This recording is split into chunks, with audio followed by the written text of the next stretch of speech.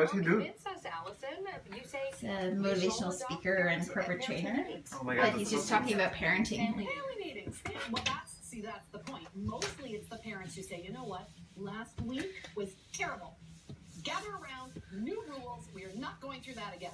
And I go, we have family meetings. Wasn't that a family meeting? I feel like I'm in Allison's family meeting right now. That's scared straight. well, a lot of people want to scare their kids straight, and you might get some kids to kind of comply temporarily, but you end up usually getting some form of quiet rebellion later. So we're trying to convince parents that, and we know from research that more democratic or authoritarian approaches work better with kids. And so if you're going to be more democratic, we need a place for kids to have a voice and say in the family. And so family meetings are the thing that you need to institute to really show that kids have a voice and a say, and they're way more likely to actually live with rules if they had some say in making the agreements.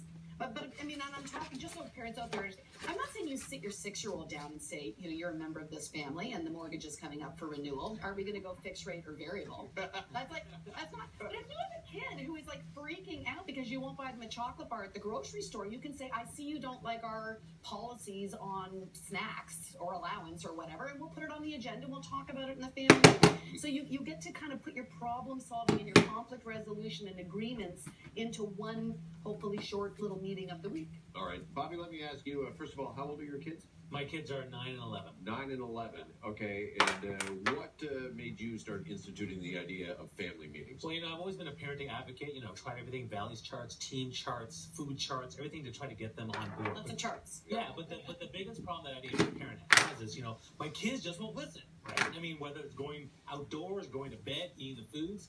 And so, you know, I like the idea of the family meeting because it was able to give the kids a chance to have their own voice, have their democracy, show that they're invested in the household, and hopefully have something they can look forward to. Because normally a family meeting, like you said, it's like, oh my God, we're in trouble now, what's going on? So now it's something that, you know, we can actually enjoy together. So how often are you doing them?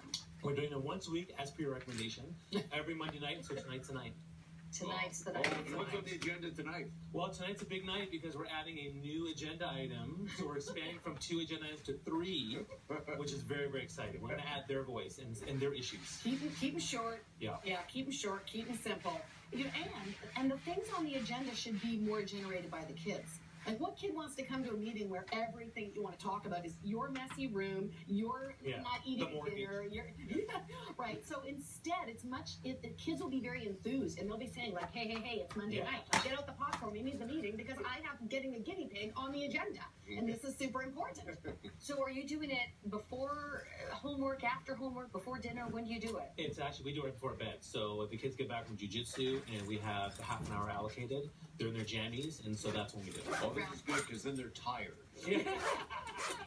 Eating's not going to last That's long. right. They're defensive. They're easily coerced, right? Is there a certain age when you should start doing this with the kids? You can start as soon as the kids can talk, as soon as they can complain, as soon as you actually have a problem in the family, you can start on some small, you know, again, easy, developmentally appropriate way. So I've got some videos of my family meetings. My kids were 3 and 4, and like the agenda item, for example, on this little video clip on YouTube is just talking about the toothpaste getting on the basin of the sink.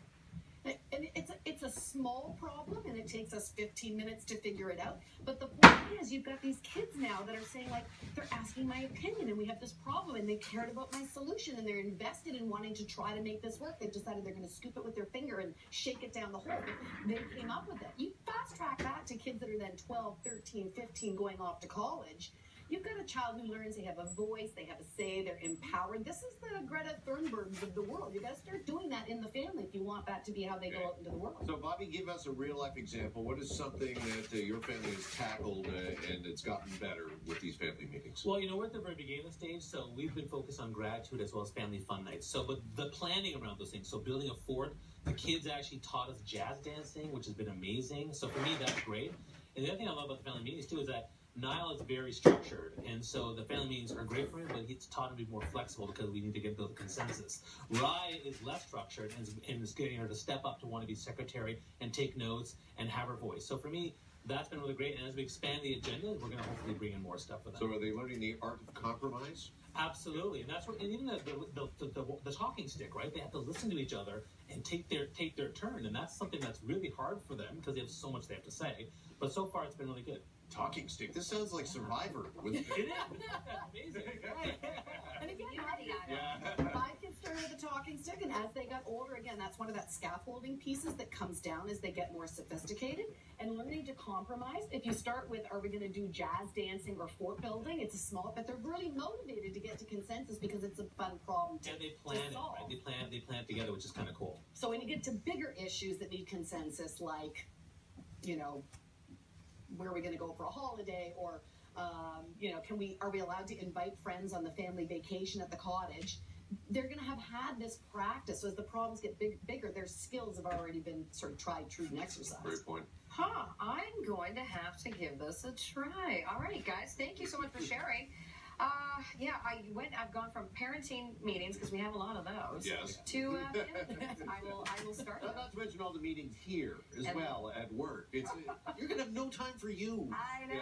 I know. That'll be another segment. All right, guys, thank you so much for Thank you. sharing these opinions. And if you have a parenting discussion you'd like us to discuss, contact us at Morning Show CA. We'll be right back here on the Morning Show. Stay there.